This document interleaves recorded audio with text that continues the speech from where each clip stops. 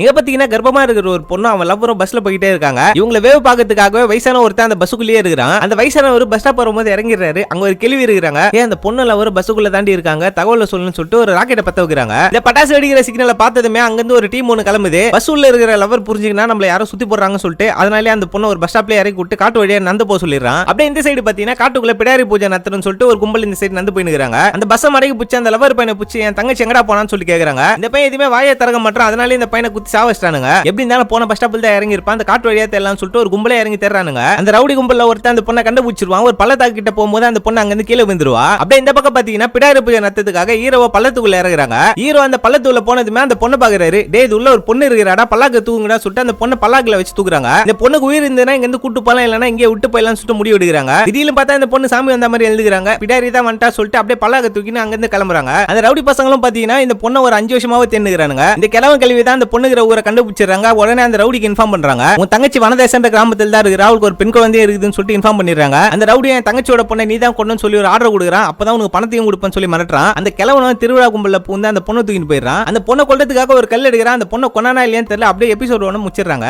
Episode 2 அடுத்த வீடியோல சொல்றேன். தேங்க்யூ.